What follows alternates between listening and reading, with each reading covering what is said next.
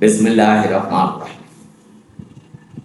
আলহামদুলিল্লাহ, সালামুন আলা ইবাদিহিল্লাযিনা ইসতাফা, ইন্না হাযাল কুরআন। ভিডিও দেখছেন কিয়ম কোরআনিক মেসেজ ইউটিউব চ্যানেল থেকে। সালাম জানাচ্ছি আপনাদের সকলকে। সালামুন আলাইকুম। এক ভাই প্রশ্ন করেছেন যে নামাজে একই সূরা বারবার এবং একই দোয়া বারবার করা যাবে কিনা।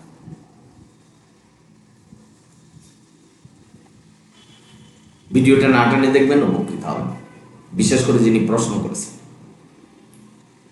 একই সূরা বারবার পড়তে পারবেন, একই দোয়া বারবার করতে পারবেন। বাবারা, আপনারা যারা শুনছেন, এখানে আল্লাহ এমন কোনো নির্দেশনা দেয়নি যে এক রাকাতে এক সূরা পড়তে হবে, অন্য রাকাতে অন্য সূরা পড়তে হবে।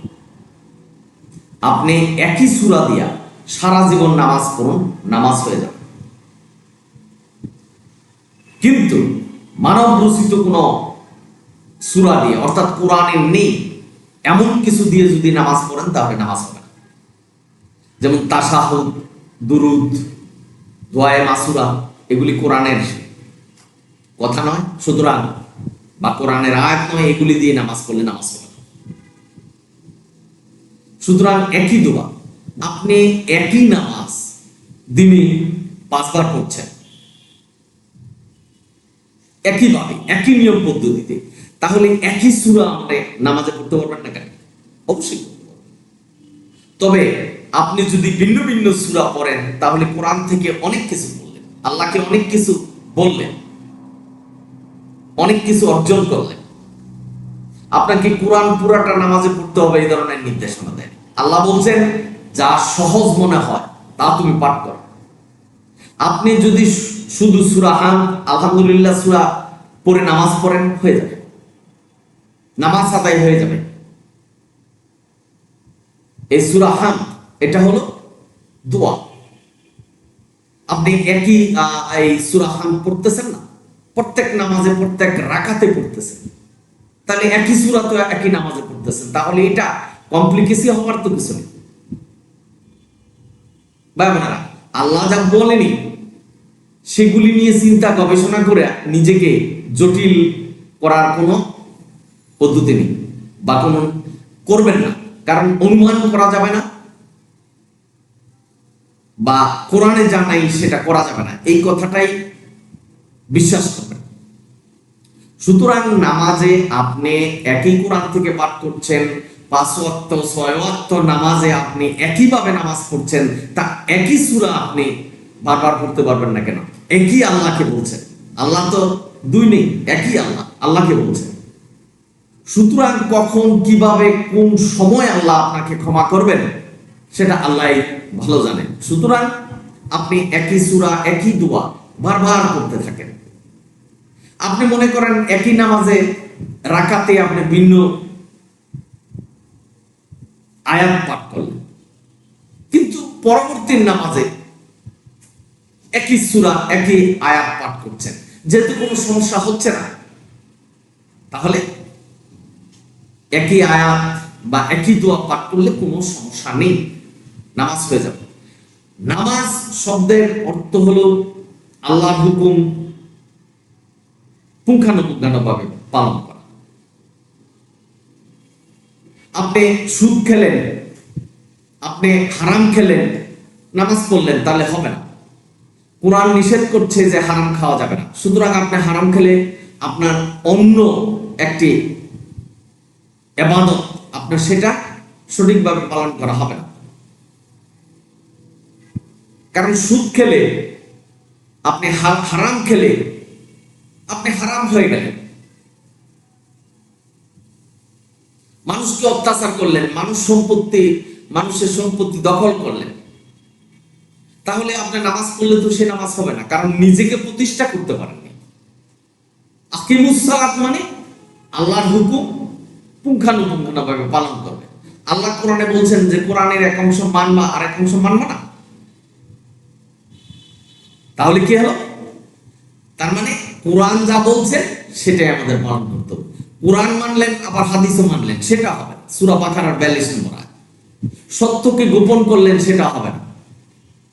কোরআন একটা বলছেন, হাদিস আরেকটা বলছে, যেটা কোরআনে নেই সেটা যদি আপনি অনুসরণ করেন, তাহলে সত্যকে মিথ্যার সাথে মিশ্রিত করলেন। আর কোরআনে যেটা বলছে, কোরআন বলছে কোরআনই মানতে হবে, এটা যদি আপনি গোপন করে বলেন যে মানব রচিত হাদিসে মানতে হবে, তাহলে সত্যকে মিথ্যার সাথে মিশ্রিত করলেন এবং কোরআনের সত্য গোপন করলেন, আপনাকে জাহান্নামে যেতে হবে।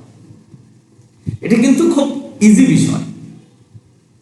সুতরাং সালাতে, নামাজে আপনি একই রাকাতে, এক রাকাতে যেটা পড়ছেন 2 রাকাতে সেটাই পড়তে পারবেন, কোনো অসুবিধা নেই। তবে আমি যেটা বলছি, কোরআন থেকে যদি ভিন্ন সূরা, ভিন্ন দোয়া পড়েন তাহলে একটু বেশি বললেন আল্লাহর কাছে, এটাই পার্থক্য। কিন্তু কম বললেও আপনার, বা একই দোয়া একই সূরা যদি করেন, নামাজ হয়ে যাবে, সালাত আদায় হয়ে যাবে। তবে সবচেয়ে বেশি গুরুত্বপূর্ণ বিষয় হলো আপনি নিজেকে প্রতিষ্ঠা করছেন কিনা, আপনি মুসলমান কিনা।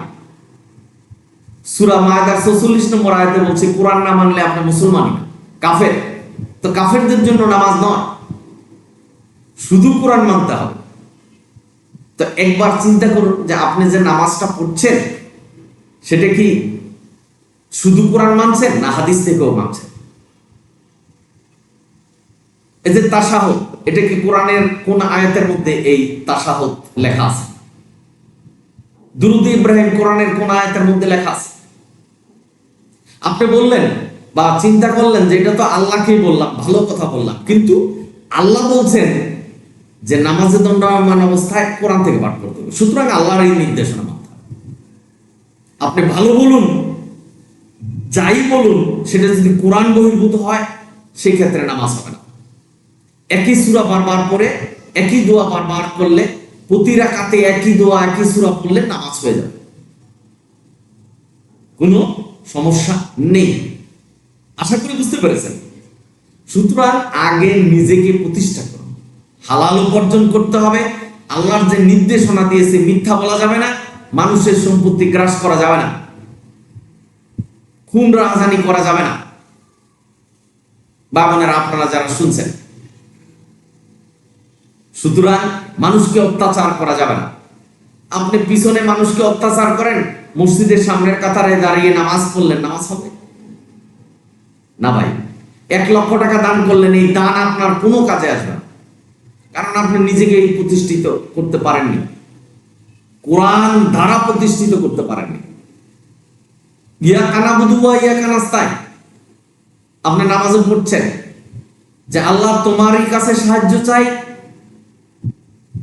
এবং তোমারই হুকুম বিধান পালন করি, আপনি কি করছেন? আল্লাহ বলছেন যে নামাজে দণ্ডায়মান অবস্থায় কোরআন থেকে পাঠ করতে হবে, আপনি তো এই 2 মিনিট পরে তাশাহুদ পড়ছেন, দুরূদ ইব্রাহিম পড়ছেন, সামি আল্লাহু লিমান হামিদা পড়ছেন, আউযু বিল্লাহি মিনাশ শাইতানির রাজিম বলছেন, এগুলি কি কোরআনের কোন আয়াতে লেখা আছে? বাবা, আপনারা যারা শুনছেন, সুতরাং চিন্তা গবেষণা করবেন। আল্লাহ বলছেন কোরআন থেকে পাঠ করতে হবে, কোরআন থেকে পাঠ করতে হবে, এর বাইরে কোনো অবস্থাতে যাওয়া যাবে না। এই বিষয়টা যদি আপনার ভিতরে না থাকে বা এটা যদি আপনার ভিতরে ঢুকাতে না পারেন, তাহলে বিপদগ্রস্ত হবে। যেখানে আল্লাহ বলছেন কোরআন থেকে পাঠ করতে হবে, ফুল স্টপ, কোরআন থেকে পাঠ করতে হবে, এর বাইরে আর কোনো কিছু মানা যাবে না। আল্লাহ যেভাবে নামাজ পড়তে বলছেন সেভাবে নামাজ পড়তে হবে। একই ভাই জিজ্ঞাসা করছেন যে সালাত কয় রাকাত পড়ব? প্রতি ওয়াক্তে 2 রাকাত সালাতের কথা আল্লাহ কোরআনে বলছেন। এই ভিডিও আমি দিয়েছি, আপনারা ভিডিওগুলি দেখবেন, চ্যানেল সাবস্ক্রাইব করলে এই ভিডিও পাবেন। পবিত্র কোরআনে নামাজের সঠিক কাঠামো সব কিছু আল্লাহ বর্ণনা করেছেন। বাবা, আপনারা যারা শুনছেন, সুতরাং ইসলাম, মুসলমান ধর্ম হলো সুনির্দিষ্ট, সুপ্রতিষ্ঠিত। সুতরাং আল্লাহ প্রতিষ্ঠা করে দিয়েছেন, নির্ধারণ করে দিয়েছেন, এবং আল্লাহ বলছেন কোরআনে যার সনদ নেই, যার দলিল নেই, সেটা করা যাবে না। এখন আপনি কল্পনা করুন যে এই যে আপনি নামাজ পড়ছেন, কোনটা কোরআনের ভিতরের আয়াত পড়ছেন, কোরআন এবং কোরআন বহির্ভূত কোনটা পড়ছেন। এই কল্পনা যদি না থাকে তাহলে প্রতিনিয়ত ভুল করতে থাকবেন। যে আল্লাহ বলছেন কোরআন থেকে পাঠ করতে হবে, এখানে স্টপ। আর আমি কোথাও যেতে পারবো না, দুনিয়ার কোনো মানুষ, কোন পীর ফকির,